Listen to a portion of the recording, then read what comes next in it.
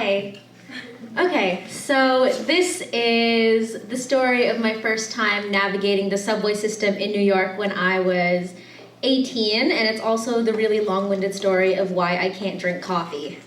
So it was my first year of university, and I was there with 7 of my friends to compete in the 5th annual Quidditch World Cup. So, for those of you who don't know what Quidditch is, it is the fictional sport in Harry Potter that requires running or like flying on broomsticks. And a lot of people ask me how this fictional sport can translate into real life without the use of magic. But like, despite certain limitations from not having magical abilities, we did make it fairly true to the books.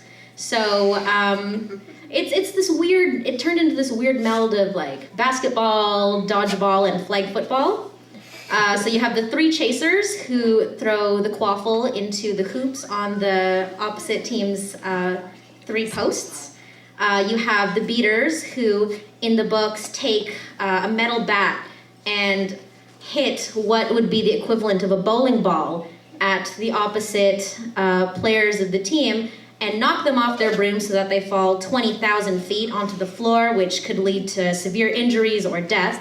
In the Muggle version, which we play, they're actually slightly deflated dodgeballs that they chuck at other players, and then to simulate the time it would take to fall off the broom, players would run back towards their hoops and around the goalposts before returning to the game. You have the keeper, who is like the goalie who blocks the 3 hoops to prevent other people from scoring points. And then you have the most unique and interesting part of the game, and perhaps this is my bias because I did play this role very well. I was the Seeker. So the role of the Seeker is to catch the golden snitch, which in the books is this tiny orb. It's like the size of a golf ball, and it has wings and it flies around on its own accord. It's very difficult to see. And when you catch the ball, it signifies the end of the game, and it also wins your team a large number of points. So it's a good thing to do. And unfortunately, technology hasn't reached the point where we have one of those flying orbs. I think it'll catch up in the next 5 to 10 years, but for now, the snitch ball is 2 parts. You have the snitch runner, which is a person dressed in all yellow. Ideally, a cross-country runner so that they can evade you, or a wrestler so they can just throw you to the ground and walk away. Then the second part is the snitch ball, which is a tennis ball inside of a long sock that they tuck into the back of their shorts. So this is like the flag football aspect of it. So my job would be to catch the snitch ball without touching the runner, and that would be the end of the game, and my team would get 30 points, which is the equivalent of like throwing the ball into the hoop 3 times, which is essential for us because it was our first year playing and none of us had any athletic ability whatsoever.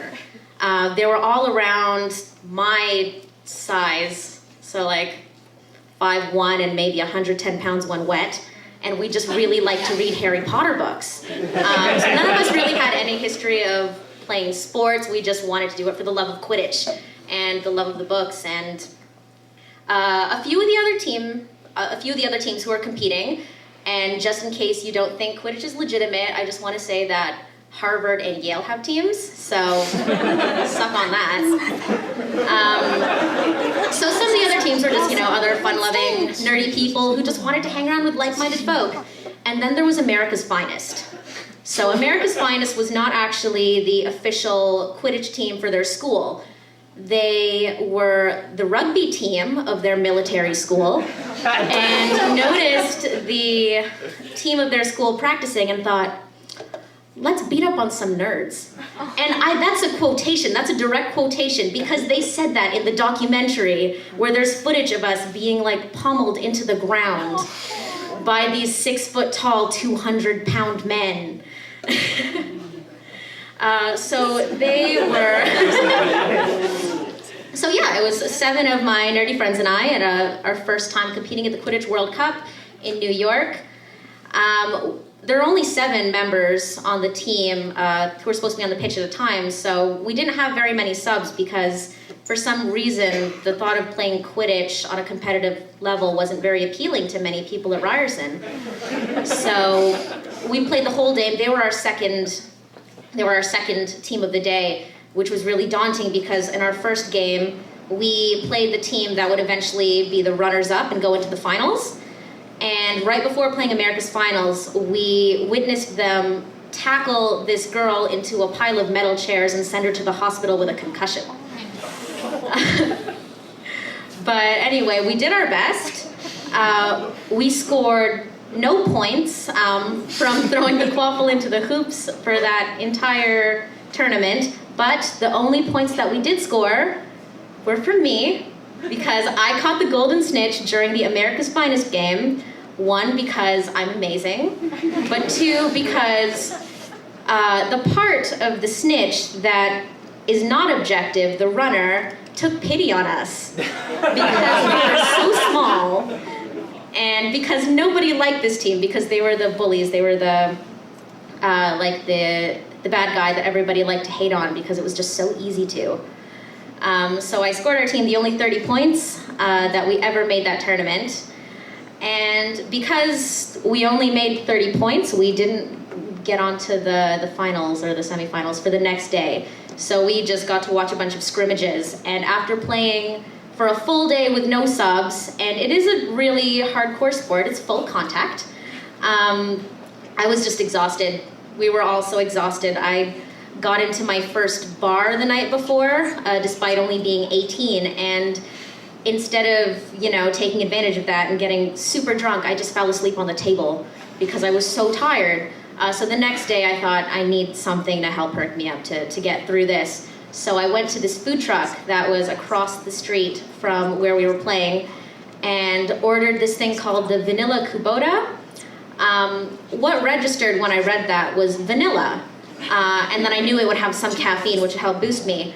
But what it really was 3 double shots of espresso and no hint of vanilla. So I chugged that as quickly as I could because it tasted like garbage and immediately fell sick. The whole day was just a blur. And at the very end of the day, when it was time to go home, apparently there was some issue with the buses. We were all supposed to take the megabus, but everybody else on my team had taken the Greyhound, so I was gonna take the bus by myself. And the place where the tournament was taking place was in the middle of the city. So after the final game, everyone was leaving at the same time to catch flights back to their state. So my friends sent me in a cab and off I drove, and maybe less than halfway to where I needed to be, the taxi driver tells me, the traffic is so bad, I'm not gonna get you to your bus in time. And I didn't really know what to do. I didn't know anyone else in the city. I couldn't contact any of my friends because they were already on their way.